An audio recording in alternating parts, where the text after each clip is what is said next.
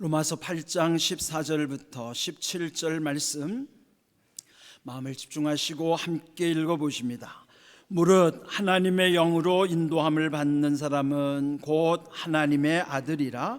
너희는 다시 무서워하는 종의 영을 받지 아니하고 양자의 영을 받았으므로 우리가 아빠 아버지라고 부르짖느니라. 성령이 친히 우리의 영과 더불어 우리가 하나님의 자녀인 것을 증언하시나니 자녀이면 또한 상속자 곧 하나님의 상속자요 그리스도와 함께한 상속자니 우리가 그와 함께 영광을 받기 위하여 고난도 함께 받아야 할 것이니라.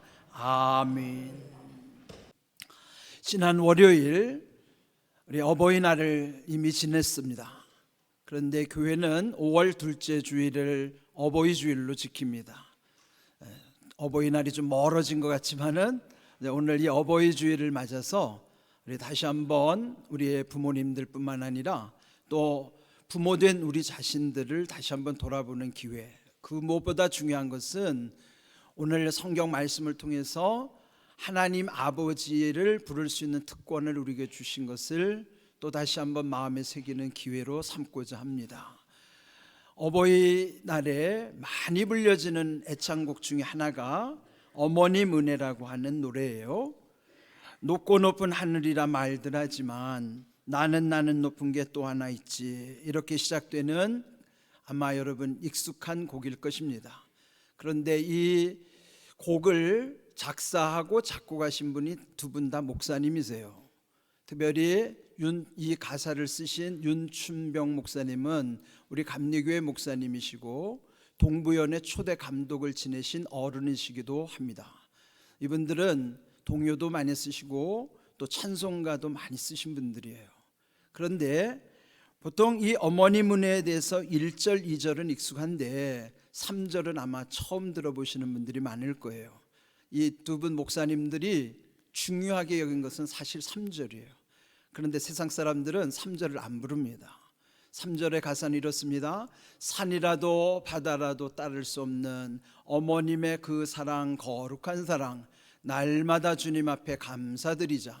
사랑의 어머님을 주신 은혜를. 오늘 우리가 익숙한 1절과 익숙하지 않은 3절을 이 시간 함께 좀 불러보고자 합니다.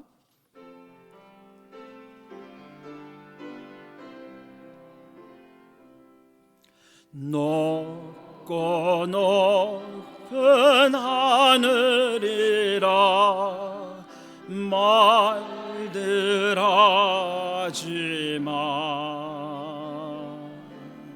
나는 높은 게 또 하나 있지.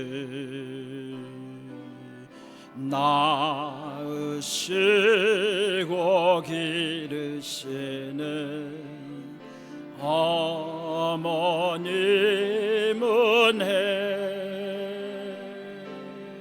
푸른 하늘 그보다도 높은 것 같아.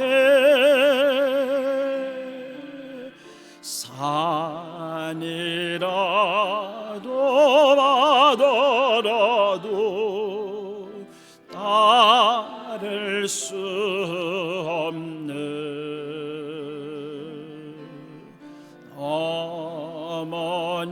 어머님의 그 사랑, 거룩한 사랑,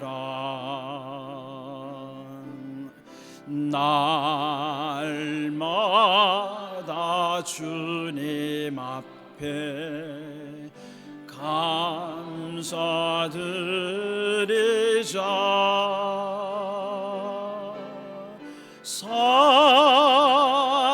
사랑의 어머님을 주신 은혜를.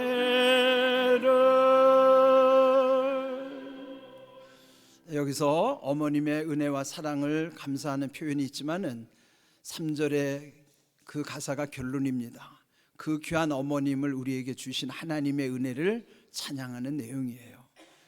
오늘 어버이 주일이 그래서 우리의 부모님이 주인공이 아니라 그 부모님을 우리에게 보내주신 하나님이 영광 받으시는 하나님이 주인공이신 것입니다. 성경도 우리가 믿는 하나님이 아버지라는 사실을 끊임없이 알려주고 계십니다. 우리 늘 드리는 기도, 주님의 기도 있죠. 예수님이 우리에게 가르쳐 주신 주기도문에도 보면 하늘에 계신 우리 아버지여, 이렇게 하나님이 우리의 아버지이심을 예수님께서 가르쳐 주셨습니다.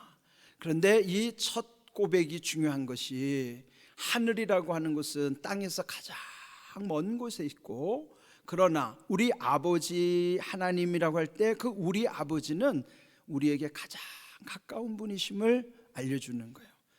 영어로 말하면 ultimate는 초월, 감히 우리가 이룰 수 없는 세상 너머에 계시는 초월자 하나님이십니다. 그 ultimate 하나님은 우리에게 가장 가까이 오신 인티밋의 하나님이세요. 친밀하신 하나님. 이 두 가지 속성이 하나님께는 다 있는 거예요. 전능하신 하나님은 우리 수준과 다르시고, 그 완전하신 하나님이 우리 가운데 함께 하시는 가장 친한 친밀하신 분이라는 것을 또한 말씀 속에서 계속 강조하시는 내용이에요. 또 우리의 신앙 고백인 사도신경에도 보면은 전능하사 천지를 만드신 하나님 아버지를 내가 믿사오며, 이렇게 시작합니다. 하나님 아버지는 전능하셔서 천지를 만드신 온전하신 완전하신 하나님, 전능하신 하나님이신 것을 알려주시는 것과 더불어 여기서 중요한 것은 그 사실을 내가 믿는다는 거예요. 주기도문의 특징은 우리 아버지라는 사실, 우리 모두의 아버지인 것을 강조한다면, 사도신경의 신앙 고백은 그 믿음은 우리의 믿음이 아니라 각자 자기의 믿음을 고백해야 되는 거예요. 공통점이라면 하나님이 아버지라는 사실이 공통점이고, 차이라는 것은 아버지는 우리 모두의 아버지이지만 그걸 믿는 것은 다 각자 자기의 신앙 고백이어야 된다는 거예요. 내가 믿어야 된다는 거예요. 이런 이 주기도문과 사도신경 우리 신앙 고백의 그 핵심을 알고 아버지께 우리의 신앙의 고백을 드릴 뿐만 아니라 예수님이 가르쳐 주신 그 기도를 드릴 때에 내가 기도드리는 그 하나님이 내게 어떤 관계인가를 깨우쳐 주시는 거예요. 그런데 마가복음 14장 36절에서 예수님은 기도할 때에 하나님을 일컬어 아빠 아버지 이렇게 부르시는 거예요. 아빠 아버지여, 아버지께는 모든 것이 가능하오니. 여기서 아빠라는 것은 당시 예수님이 사용하던 아람어 그대로예요. 근데 오늘 우리가 태어나면서부터 먼저 배우는 말 중에 하나가 아빠예요. 아빠, 엄마. 이거는 아기가 제일 먼저 터득하는 단어예요. 참 신기하지 않아요? 예수님도 아빠 이렇게 말씀하셨는데 모든 사람들이 다 아빠 하면서 말을 배우는 거예요. 그러나 물론 대상으로서 우리의 육신의 아빠에 대한 호칭이기도 하지만 본능적으로는 하나님 아빠를 찾게 하시는 하나님의 뜻입니다. 이것을 알고 예수님이 우리에게 아빠 아버지 하나님이심을 가르쳐 주시는 거예요. 그리고 이 사실을 바울 사도도 또한 그걸 이어가는 것입니다. 갈라디아서 4장 6절에 너희가 아들임으로 하나님이 그 아들의 영을 우리 마음 가운데 보내사 아빠 아버지라 부르게 하셨느니라. 어느 팝송 가수들이 아바 그룹이 있죠. 그 아바라는 게 아빠라는 게 그게 똑같은 거예요. 그래서 일부러 여기 영어로 적어놨는데요. 아빠라는 호칭은 아이가 자기 아빠를 보고서 그냥 아주 순수한 마음으로 격의 없이 아빠를 찾을 때 부르는 호칭이 아빠예요. 그런데 하나님을 아빠라고 부를 정도로 가장 친밀한 관계입니다. 성도는 하나님을 아빠라고 부를 수 있는 특권이 있어요. 그 사실을 오늘 읽은 14절에 보면은요, 무릇 하나님의 영으로 인도함을 받는 사람은 곧 하나님의 아들, 하나님 자녀가 된다는 거예요. 우리 안에는 하나님의 영, 성령, 예수님의 영으로 인하여 우리로 하나님의 자녀임을 그 사실로 증거해 준다는 것이죠. 오늘 본문 15절을 보면은 그러므로 하나님 자녀에게는 이 놀라운 특권이 아빠를 부를 수 있는 특권이에요. 너희는 다시 무서워하는 종의 영을 받지 아니하고 양자의 영을 받았으므로 우리가 아빠 아버지라고 부르짖느니라. 아무나 아빠라고 하지 않아요. 세상에 많은 종교들 가운데 자기가 믿는 신을 일컬어 아빠라고 부르는 종교가 어디 있습니까? 유일하게 우리가 섬기는 하나님만 우리는 아빠라고 부를 수 있는 거예요. 그러니까 이거 우리의 특권입니다. 그렇게 할 수 있는 것은 우리 안에 양자의 영을 주셨다는 거예요. 양자라 하면요, 친아들이 아닌 입양한 자녀를 양자라고 그러죠. 하나님과의 친아들 관계는 하나님과 예수님밖에 없어요. 하나님의 친아들은 예수님밖에 없어요. 그런데 그 친아들 예수님을 십자가에서 죽기까지 하시면서 우리를 구원하신 까닭은 우리를 양자 삼기 위함이에요. 그래서 우리는 양자가 된 거예요.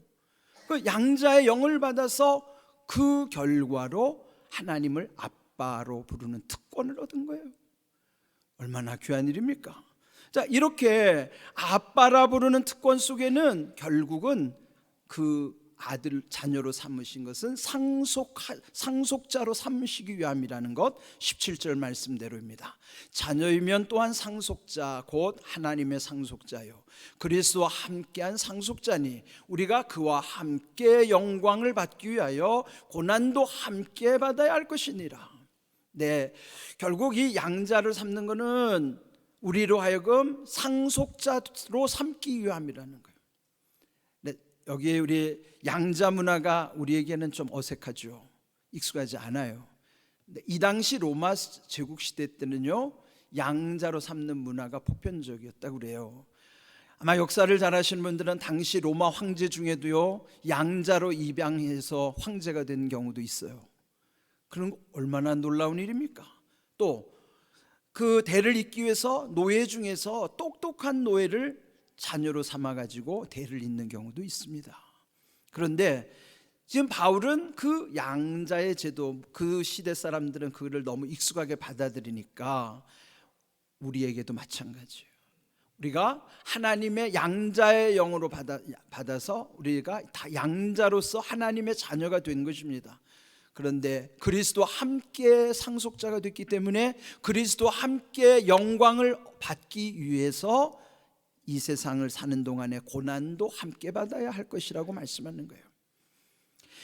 영광은 영원한 것이고 고난은 이 땅에 지날 동안에 잠시 잠깐의 고난입니다. 그렇다면 영원한 영광과 잠시 받을 고난을 비교하면 비교할 수가 없죠. 이 사실을 아는 사람만이 이 땅에서 고난을 이길 수가 있는 것입니다. 그런데 영원한 영광을 바라보는 그 소망이 없이는 이 땅에서의 고난을 이길 수가 없습니다. 기독교는요, 고난의 영성을 통과함으로써 생명을 일으키게 하시는 약속이 있는 것이에요. 그래서 우리가 이 땅에서 때로는 힘든 과정을 지나고 고난을 받을 때 이 영적 진리를 마음에 새겨야 되는 것입니다. 장차 상속자인, 천국의 상속자인 나에게 그 영원한 영광에 들어가게 하실 때 지금 이 땅에서는 겪어야 하는 그 고난의 시간들 잘 이겨야만 한다는 것 또한 마음에 새기는 것이죠. 그런데 이렇게 하나님 아버지는 완전하신데 이 땅의 육신의 부모는요, 불완전합니다. 시편 27편 10절, 내 부모는 나를 버렸으나 여호와는 나를 영접하시리이다. 이 고백이 누구의 고백인 줄 아십니까? 다윗의 고백이에요. 다윗이 어떻게 버림받았던 그 상처가 있는지 모르지만은 여기 이 말씀 속에 그가 고백하는 것은 내 부모는 나를 버렸으나 여호와는 나를 영접하시리이다. 그렇다면 우리 육신의 부모는 때로 자식을 버리는 비정한 부모도 있습니다. 우리의 육신의 부모는 우리가 볼 때는 때로 실망을 주기도 하고 상처를 주기도 합니다. 그리고 지금 우리의 가정 안에도 이와 같이 상처들이 있는 가정들이 적지 않아요. 그런데 그 모든 상처가 어디로부터 오는가 하면 물론 부모로부터 받은 상처도 있지만 특별히 아버지로부터 받은 상처들이 참 많아요. 옛날 서당에서 한문을 배울 때 처음에 이제 천자문을 띈 다음에 또 배우는 것이 사자소학이라고 하는 과목이 있습니다. 그러니까 사자라는 건 네자로 한문이 이루어진 우리가 흔히 말하는 사자성어로 돼 있죠.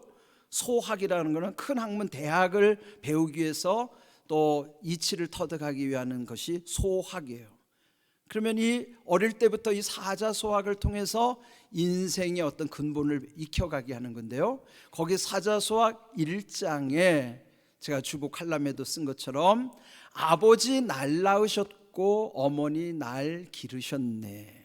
그러니까 우리가 생각할 때는 나를 낳은 분은 어머니지 어떻게 아버지가 날 낳았다고 표현하는가. 그런데 원리로 보면 그 말이 맞습니다. 생명의 근원은 아버지의 생명의 씨가 엄마에게 들어가서 그 엄마를 통해서 우리는 태어날 뿐이지 원래 그 생명이 어디로부터 오는 거면 아버지로부터 오는 거예요.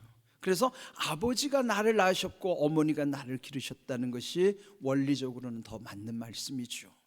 그런데 여기서 오늘 우리의 말씀 속에도 하나님이 우리의 아빠, 아버지 하나님이시라는 사실을 알려주는 것. 근데 여러분 이 단어를 문자대로 이해하면은 큰일 납니다. 하나님이 인간과 같이 남성, 여성의 존재가 아니에요. 다만 우리 수준에서 이해하기 쉽게 상징적으로 표현한 것이 하나님의 아버지성을 우리에게 일러주시는 것이지 하나님이 남자들처럼 남자만의 하나님이 아니에요. 다만 아버지로서의 그 특성은 자녀를 끝까지 책임진다고 하시는, 자녀를 보호하신다고 하시는 하나님의 약속을 담아서 하나님을 일컬어서 우리는 아버지로 고백하는 것이지 마치 하나님을 우리의 성적 존재처럼 제한하거나 그렇게 하면요 큰일 나는 것입니다. 이와 같이 하나님이 아버지시라고 하는 사실을 통해서 우리에게 이런 귀한 사실을 알려주는 것은 이 땅에서 아버지로 인한 상처들을 진정한 아버지, 참 하나님 아버지를 만났을 때만이 그 상처가 회복되게 하시는 거예요. 이다금 아버지에 대한 상처를 많이 받은 딸들이나 아들들은요 처음에 예수님을 영접한 다음에 하나님 아버지라는 말을 입에 올리지를 못해요. 아버지라는 말이 그 자체에 충격을 받아가지고 하나님마저도 아버지라고 고백하는 것을 어려워합니다. 그런데 말씀의 진리가 깨달아지고 나서 참 하나님 아버지라는 사실을 알고부터 하나님 아버지를 부르면서 그는 육신의 아버지로부터 받은 상처를 씻어버리게 되고 용서하게 되고 회복하게 하시는 거예요. 여러분 중에도 혹시 부모님으로부터 받은 상처가 있다면 또는 아버지로부터 받은 상처가 있다면 우리의 참 아버지이신 하나님 아버지를 만날 때만이, 그리고 그 참 사랑을 경험하면서부터 내 안의 상처들이 회복되고 또 내게 상처 준 아버지를 용서할 수가 있는 것입니다. 이 문제가 해결이 안 되면은 내 안에서 계속 그 상처가 덫이 나는 것처럼 내 삶이 꼬이게 돼 있어요. 그래서 우리는 참 하나님 아버지를 만나야 되는 거예요. 아빠 아버지를 만나면 그때부터 우리의 모든 삶이 회복되게 하시는 것입니다. 시편 68편 5절에 보면은 그 진정한 아버지는 고아의 아버지라는 사실을 알려주고 있습니다. 그의 거룩한 처소에 계신 하나님은 고아의 아버지시며 과부의 재판장이시니라. 그래서 이 고아라고 하는 표현 자체가 아버지 없는 자녀를 일컫는 말이잖아요. 그런데 참 하나님 아버지를 만나는 사람은 자기가 고아가 아니라는 사실을 아는 거예요. 하나님을 만나야 고아가 아닌 거예요. 그런데 육신의 부모가 있다 하더라도요 하나님 아버지를 만나지 못하면 그분은 영적으로 고아입니다. 그 영적 고아가 더 불행한 거예요. 그런데 비록 육신의 부모님이 안 계셔서 내가 육신으로는 고아일지 몰라도 고아의 아버지이신 하나님을 만남으로 인해서 자기가 고아가 아니라는 사실, 즉 나는 외롭지 않다는 사실, 하나님이 나와 함께 하시기 때문에 하나님이 내 앞길을 인도하시고 책임져 주신다는 사실을 믿기 때문입니다. 육신의 아버지는 자식을 책임져 줄 수가 없어요. 오직 하나님 아버지만이 우리를 책임져 주시고 선한 길로 인도해 주실 수가 있다는 사실이죠. 북한에서는요, 김일성을 일컬어서 어버이 수령님이라고 고백하죠. 여러분, 북한의 역사를 보면요, 참 우리가 겉으로 이해할 수 없는 부분이 있다는 거예요. 최근에 탈북하신 목사님 중 탈북해서 남한에 와서 신학을 공부하고 목회자가 되신 분이 그런 고백을 하더라고요. 왜 북한이 저렇게 저주를 받았는가? 여러분 잘 아시는 것처럼 70년대까지는 북한이 우리보다 경제가 더 월등했어요. 그런데 70년대 이후로부터, 다시 말하면 하나님 아버지의 자리를 찬탈했던 김일성 정권이 70년대부터 무너지기 시작하는데, 그의 고백이에요. 농사가 안 되기 시작하는데요, 갑자기 막 완전히 안 되면 다행인데 눈에 띄지 않도록 3%, 4% 급속히 농사가 안 되는 게 수십 년을 가더라는 거예요. 보통 농사를 짓는 분들은요, 풍년이 들기도 하고 흉년이 들기도 하고 이렇게 돼야 그게 맞는 말인데, 지속적으로 흉년이 들어서 땅 자체가 저렇게 저주받은 땅은 역사에 없다는 거예요. 하나님이 하시지 않으면 도저히 저 땅이 저렇게 저주받은 땅이 될 수가 없다는 거예요. 그들이 흔히 말하는 수령의 지시에 의해서 주체 농법이라고 하는 탁월한 농법을 개발했는데도 안 되더라는 거예요. 그는 왜요? 하나님이 저주를 내신 땅은 사람의 힘으로 될 수가 없다는 것입니다. 그렇게 해서 결국 그들이 1990년 후반부에 고난의 행군 시절에 그 시스템이 붕괴가 되는 거예요. 그 전까지는 국가가 무상으로 다 해결을 해줬기 때문에 어린아이가 태어나면 그때부터 다 어버이 수령님이 해주신 거예요.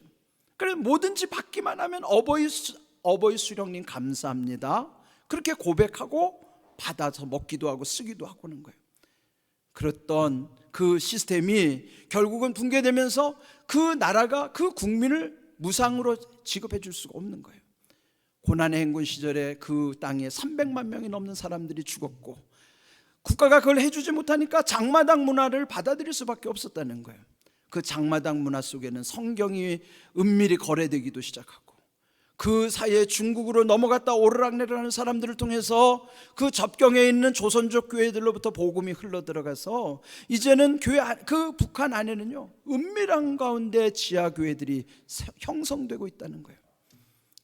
그 간증을 하는 분도요, 예배를 드리는데 이렇게 소리를 유성으로 낼 수 없으니까 무성 알죠? 속삭이듯 하는 소리, 옆집에 소리가 더 내주면 발각되면 죽기 때문에 그들은 소리를 숨죽여가면서 속삭이면서 예배를 드린다는 거예요. 그런데 그렇게 은혜를 사모하는 그들 가운데 놀라운 역사들이 생겨난다는 거예요. 그 중에 하나가 하나님 아버지를 찾으니까 놀라운 일들이 일어나더라는 거예요. 어버이 수령이 책임져 주는 사회가 아니라 하나님 아버지를 만나니까 그들의 삶에 놀라운 변화들이 생기더라는 것이죠. 그런 간증들을 하기 시작하는 거예요. 그러면서 그 탈북한 사람들이 지금 이 땅에 3만 명이 넘어서 지금 4만 명에 육박하는 거예요. 탈북자가 우리 나라에만 있는 게 아니에요. 중국 접경에 더 많고요, 또 미국이나 이런 유럽으로 떠돌이하는 탈북자들도 적지 않고요, 또 중요한 사실은 중국에서 양식을 구해가지고 다시 북한 땅으로 들어가는 사람들은 더 많다는 거예요. 그런데 그런 루트가 다 복음이 들어가는 루트라는 거예요.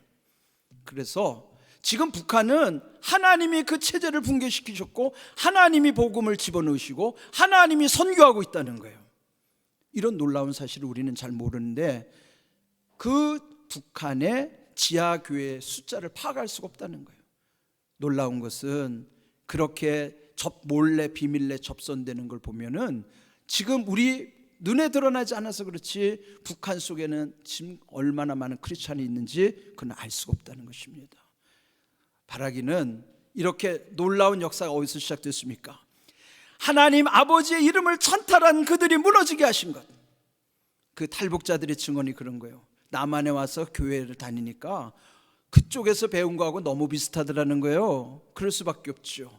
그들이 신봉하는 주체 사상을 성경에서 베껴간 거예요. 하나님 자리에다가 김일성 이름만 갖다 집어넣은 게 주체 사상이에요. 근데 이들이 와가지고 그 가짜 아버지 김일성 대신 진짜 하나님을 만나고 보니까 자기들이 속았다는 걸 알게 되는 거예요. 그리고 진짜 아버지 하나님을 부를 때마다 그들의 삶 속에 얼마나 놀라운 역사들이 벌어지는 것을 그들이 체험하기 시작하는 거예요. 여러분, 하나님 아버지를 부르는 게 이렇게 놀라운 은혜라고요. 아빠 아버지를 부르는 이 놀라운 신앙, 여러분 이거 우리는 잘 활용 안 하려고 그러는데요, 절박한 가운데 있는 그들은 그 자체가 놀라운 능력이란 말이죠. 오늘 주신 귀한 말씀 속에 우리 어버이 주일이지만 참 아버지이신 하나님, 그분을 일컬어서 우리는 아빠, 아버지, 하나님이라고 부를 수 있는 특권, 또 천국을 상속한 상속자답게 지금 우리가 살아가는 이 땅에서의 고난들을 능히 이길 뿐만 아니라 여러분이 아빠, 아버지, 하나님을 부를 때마다 함께 하시는 놀라운 은혜 경험할 수 있기를 바랍니다. 이런 놀라운 은혜 삶 속에 여전히 오늘 우리에게, 우리 이 남한의 가정이 무너지고 있고 교회들이 지금 훼손당하고 있는 이때에 다시 한번 진심으로 우리 마음에서부터 아빠, 아버지, 하나님을 부르짖는 그 신앙 가운데 다시 이 땅에 교회들이 회복되고 가정들이 회복될 수 있도록 우리가 함께 말씀을 따라가기를 크게 여러분 말씀에 결단하면서 아멘 하십시오. 말씀대로 이루어지는 은혜가 있기를 주의 이름으로 축복합니다. 아멘.